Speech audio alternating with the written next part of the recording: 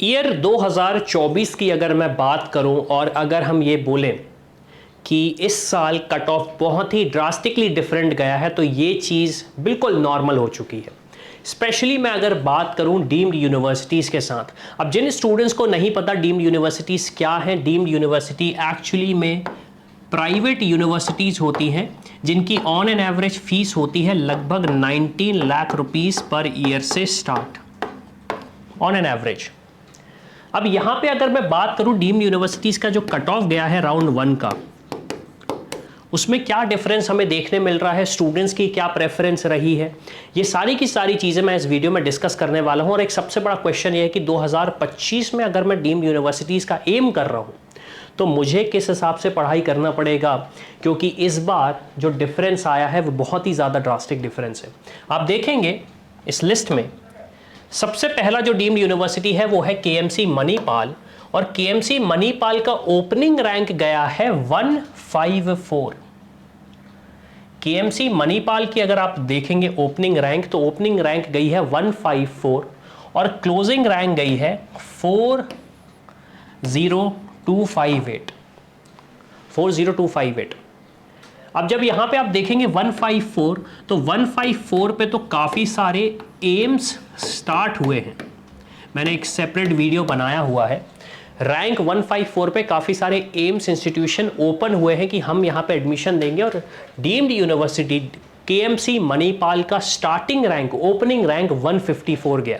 फिर सब्सिक्वेंटली आप देखेंगे सेकंड पे है केएमसी मैंगलोर, यहाँ पे ओपनिंग रैंक गया है 2822 और क्लोजिंग रैंक गया है 57,207। तो आप देख सकते हैं कि कितना ज़्यादा ड्रास्टिक डिफरेंस आ गया है इस साल डीम्ड यूनिवर्सिटीज़ को लेकर भी।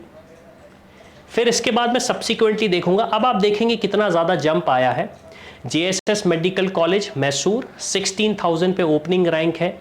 फिर again 16,000 Hamdard medical science and research पे भी 16,000 का ओपनिंग रैंक है, 16,000 ओपनिंग रैंक है।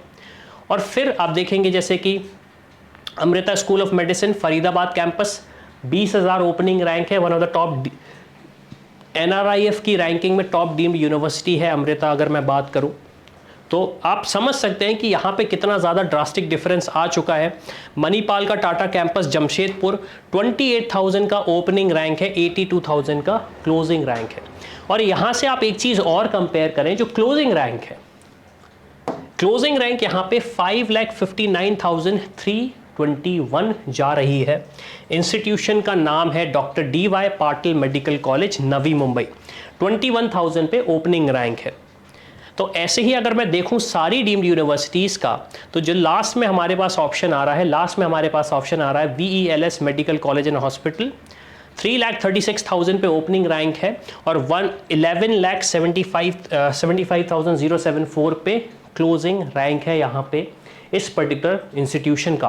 तो जो डीम्ड यूनिवर्सिटीज़ भी हैं, यूजुअली वो ऐसी कंसीडर की जाती थी कि जब हमें गवर्नमेंट मेडिकल कॉलेज नहीं मिल रहा है इंडिया में, या तो ऑल इंडिया लेवल से या फिर स्टेट कोटे से अगर मैं बात करूं, तो हम प्राइवेट कॉलेजेस की तरफ बढ़ते हैं। प्राइवेट कॉलेजेस में हमें ऑप्शन समझ में नहीं आते तो डीम्ड यूनिवर्सिटीज़ की तरफ बढ़े।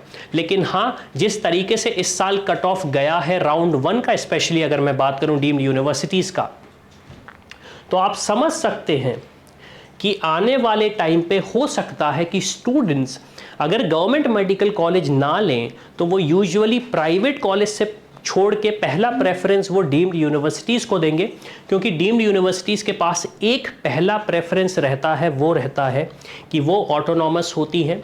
तो उनके पास करिकुलम वाइज मैं बात करूं, एजुकेशन वाइज काफ़ी सारे ऑप्शंस ओपन हो जाते हैं। यहाँ पे अगर मैं बात करूँ तो ये जो पेड सीट कोटा है, इसमें इसलिए ही यहाँ पे नंबर आपको दिख रहा होगा थोड़ा सा कम है, थोड़ा सा ज़्यादा है, क्योंकि कुछ डीम्ड यूनिवर्सिटी में डिफरेंट कोटाज भी अवेलेबल है, तो उनकी सीट्स का हमने कैलकुलेशन नहीं किया। लेकिन अगर मैं नॉर्मल सीट का कैलकुलेशन करूँ जिसमें मैक्सिमम स्टूडेंट्स अप्लाई करते हैं, तो इस साल भी काफ़ी ज़्यादा ड्रास्टिक डिफरेंस हमें देखने को मिला है, स्पेशली डीम्ड यूनिवर्सिटीज़ को।